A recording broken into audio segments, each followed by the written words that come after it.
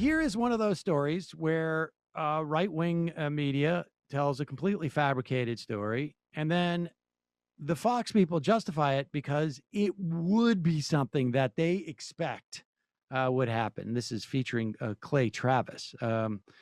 Here it is. There's this dust-up over the U.S. women's soccer team. There are some people who think that there were members of the team who were turning away from the flag and the anthem that was being played there. But then the U.S. soccer team said, no, actually, that's not true. Some people were just looking at the different flag that was there. Carly Lloyd, she's a midfielder. She said, we turned because we faced the flag, and she gave a little flag emoji. I know I watched the video. I feel like maybe that makes sense to me, but what did you see?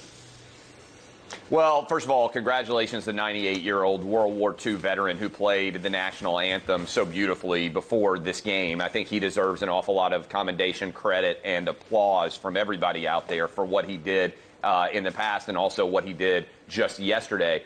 But I think this is, Dana, emblematic of where we are with sports now, where a huge percentage of American sports fans totally think it's believable that the U.S. women's soccer team would turn their back on a 98-year-old World War II veteran as he plays the national anthem and not even think twice about it. I, like you, Dana, watched this video. I think it's a little bit confusing. They weren't all faced in the same direction. And I think it is unfortunately a sign of where we are as a country that so many of us just presume that that level of disrespect is occurring by our national teams during the anthem. I tell you, you can tell the sensitivity on behalf of the women's team by how forcefully they were publicly in resisting the suggestion that there was any disregard for the gentleman with the harmonica or the flag itself. But Clay, I tell you, in Tokyo, this is going to be a story.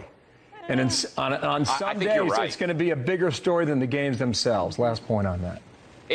It's unfortunate. Remember, the IOC, the International Olympic Committee. Pause. We're certainly going to try and make it a bigger story. Right. It's going to be a story because you're driving it forward. Right. We're going to make it a big story. That's one thing I can tell you. And I will say this, like, it is really, we may not even have to report it. Like I say, it is in the minds of my viewers anyways, so we'll just let them project onto the TV what they want to see so that they can get their hate on.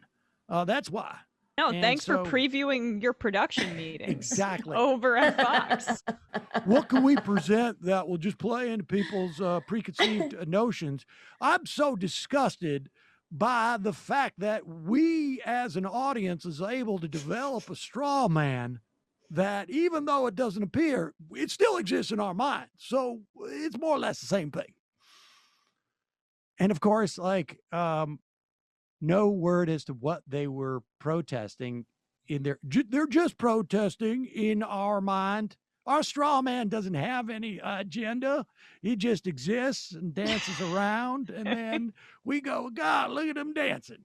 Damn. Isn't it so offensive that we have gaslit the American public to such a degree that now we're claiming that they're going to see every protest as an extension of the culture war that we've projected onto them? I mean, no agency, no understanding, but that's purposeful, of course. And of course, if all of the teams are now protesting, the problem must be with them and not us. Well, of course, too, because also they were being so defensive about it. They, in their minds, they probably, were protesting, even if they weren't outwardly doing it. That's right. They're acting. You look at their body language and then reinforced by their body language that they're using to hide their body language. I would say this, they were doing that. Mm-hmm. That's a good idea. They may bring on some body language experts just to kind of go through every podium ceremony at the Olympics and see, were they thinking about protesting the flag? Were they thinking about disrespecting that brave man with the harmonica? Was that even in their minds? And you can tell by their body language. It's one thing to... It's almost like you could give him a score. This is not a guy with a piano. He's got a harmonica. So there's that. That's pretty impressive stuff, I think.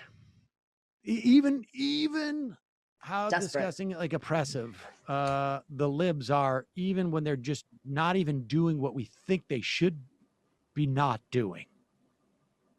That in and of itself is an offense. You know what's great? I'm sorry. This is also just like really un-American. What's that? Like how un-American? Why doesn't MSNBC I want like MSNBC to be talking about how un-American it is that they're just criticizing our teams. Right. Ultimately, like that's the flip, right? Why? I mean, if they're going to play that game, then flip it on them. Fox News, they probably, being un-American. MSNBC will probably do that, but I don't know. I don't think that stuff works anymore. I think it's just like now it's just fodder, entertainment. I mean, I don't like, I think we're past that. Yeah, but are Black people and women really American? Like that's part of what drives it too, right? When they go after that specific athletes and then the focus on the women's soccer team there. That's why we shouldn't have women's soccer. Harmonica's American. It undermines the country. Folks, there's more of what you've just saw where that came from. That's if you hit the subscribe and like button. Thank you. Really, thank you.